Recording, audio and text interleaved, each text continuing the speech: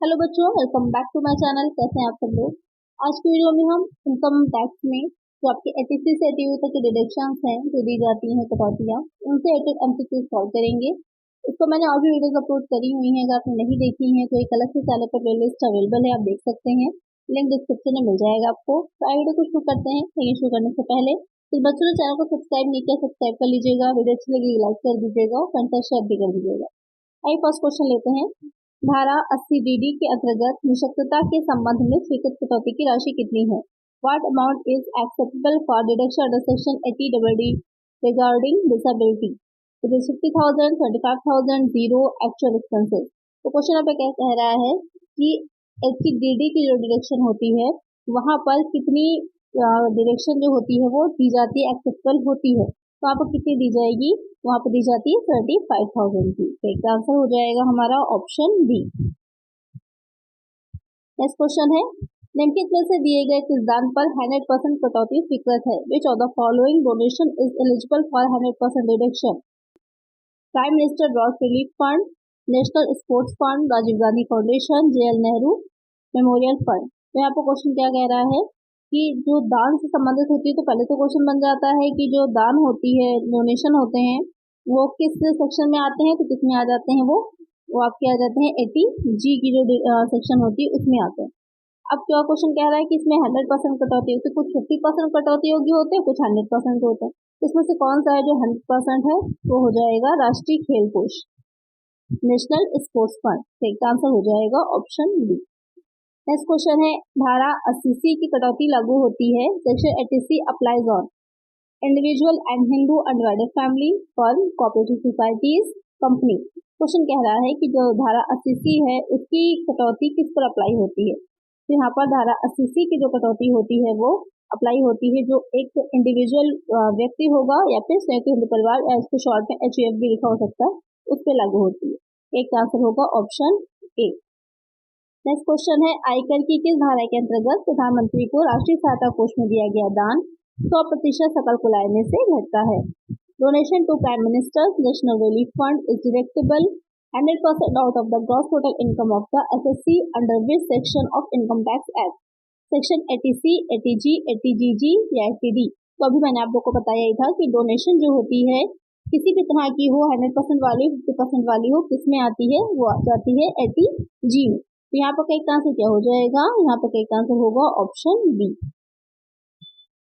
जी मत लगा दीजिएगा, ये डबल जी जो है ये दूसरी से रिलेटेड है, आगे वो भी देख लेंगे। सेक्शन 80G जो है वो उसमें आ जाता है आपका डोनेशन। तो नेक्स्ट क्वेश्चन लेते हैं, कर निर्धारण वर्ष 2022-23 के लिए धारा 80C के अंतर्गत अधिकतम कटौती की राशि है। तो यहाँ पर क्या अधिकतम कटौती की राशि है? तो वो हो जाएगी for the assessment year 2022-23 the maximum permissible deduction under section 80C is 79,000, 1,12,000, 1,50,000, 80,000। यहाँ पर आपका 23-24 होगा, तो 23-24 में भी वो अमाउंट कितना है? 1,50,000 ही है। तो एक आंसर हो जाएगा ऑप्शन सी। नेक्स्ट क्वेश्चन है, निम्नलिखित में से कौन सी मद धारा 80D के अंतर्गत आती है? Which of the following item is covered under section 80D? Repayment of loan taken for higher education, medical treatment of handicapped dependent, medical insurance premium, none of these। Question कह रहा है कि जो 80D की सेक्शन है वो किससे related होती है? तो जो 80D की होती है वो चिकित्सा बीमा हेतु किया गया प्रीमियम, मेडिकल इंश्योरेंस प्रीमियम जो होता है उससे रिलेटेड होती है। तो यहाँ पर कई आंसर क्या हो जाएगा? ऑप्शन सी हो जाएगा। नेक्स्ट क्वेश्चन है, धारा 80E के अंतर्गत उच्च शिक्षा हेतु लिए गए ऋण पर ब्याज की छूट की सीमा क्या है?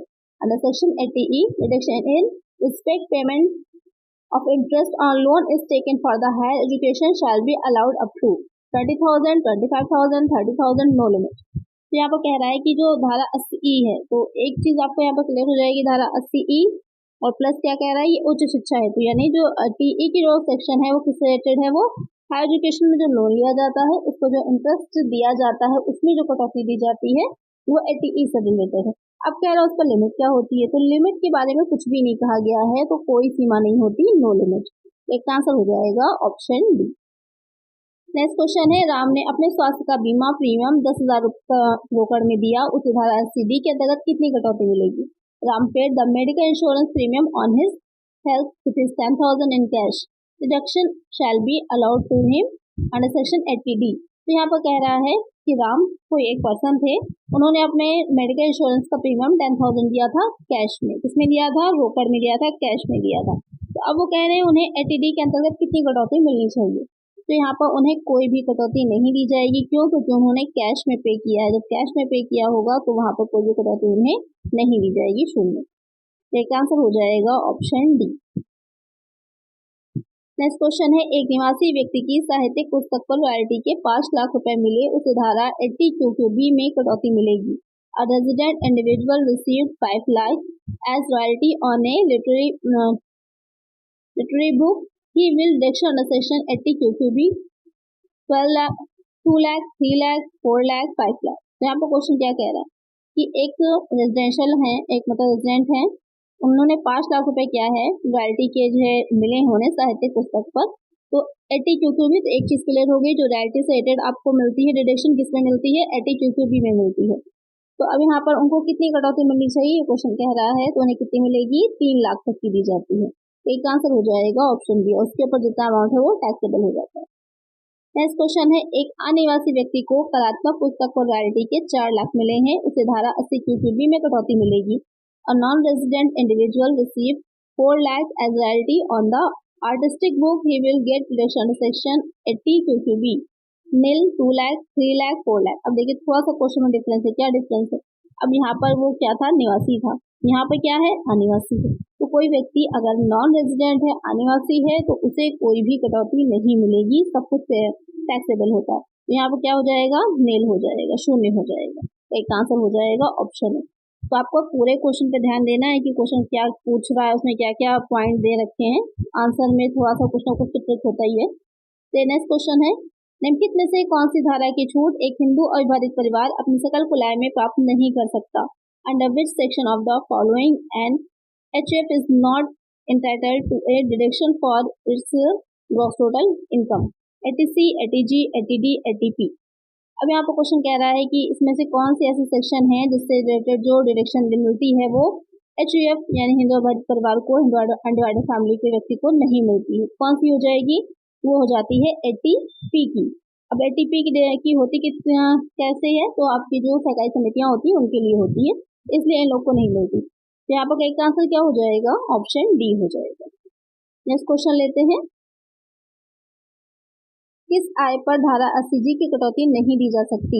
On which income deduction under section 80G is not allowed? Salary, house property, long term capital gain, none. Question कह रहा है कि जो 80G की कटौती होती है वो किस आय पर नहीं दी जा सकती। तो यहाँ पर जो कौन सी आय ऐसी हो जाएगी, जो लॉन्ग टर्म कैपिटल गेन होता है उस पर नहीं दी जा सकती, बाकी सब पर दी जा सकती है। एक आंसर हो जाएगा ऑप्शन सी। नेक्स्ट क्वेश्चन है, श्री रजत पोता अंधे हैं, उन्हें 80U में कटौती मिलेगी। Mister Rajat is completely blind, he will avail deduction under section 80U। तो 80U के अंतर्गत एक चीज तो हो गई कि अगर कोई आपका ब्लाइंड पर्सन है उससे जो कटौती दी जाती है वो 80U में दी जाती है। अब यहाँ पर ये होता है कि कितने परसेंट तक है, तो यहाँ पर कह रहा है कि कम्प्लीटली ब्लाइंड है, ये कम्प्लीटली ब्लाइंड है तो कितनी मिलेगी? 50,000, 35,000, 1 लाख, 1,25,000। कितनी होनी चाहिए? हो जाएगी 1,25,000 की। तो एक आंसर हो जाएगा ऑप्शन डी। नेक्स्ट क्वेश्चन है, धारा 80E के अंतर्गत कटौती मिलती है, deduction admissible under section 80E in relation to donation, in relation to medical expenses, in relation to interest on loan for higher education paid, none of this. बहुत simple सा किससे में मिलती है? तो ये जो 80E की मिलती है वो हायर एजुकेशन से रिलेटेड मिलती है, तो कौन सा हो जाएगा? ऑप्शन सी हो जाएगा। उच्च शिक्षा के लिए लिए गए ऋण पर ब्याज भुगतान के संबंध में। और दान की कौन सी होती है? जो डोनेशन हो जाती है उसकी हो जाती है 80G हो जाती है। और in relation to medical expenses कौन सी हो जाती है? 80D हो जाती है। अब ये हो जाएगी 80G।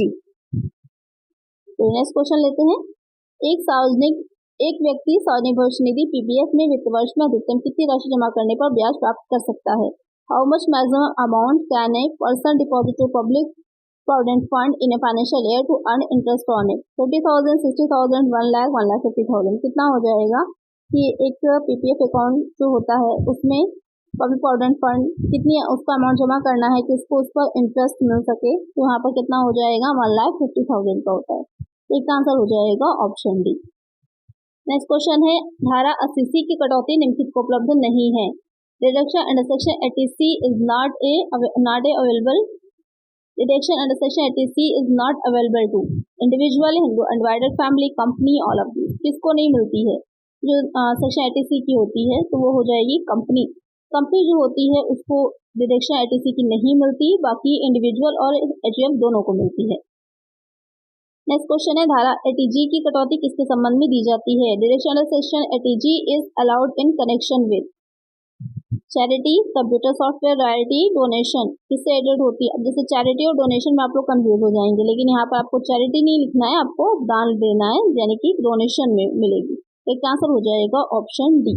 तो आज की वीडियो में इतना ही। आई होप आपको वीडियो अच्छी लगी होगी, सेक्शन सारी अच्छे से समझ में आ गई होंगी जो भी इंपॉर्टेंट थी। तो अगर वीडियो अच्छी लगी है तो लाइक जरूर कर दीजिएगा, चैनल पर नए सब्सक्राइब कर दीजिएगा और फ्रेंड्स तक वीडियो को शेयर कर दीजिएगा। मिलते हैं नेक्स्ट वीडियो में। Thank you.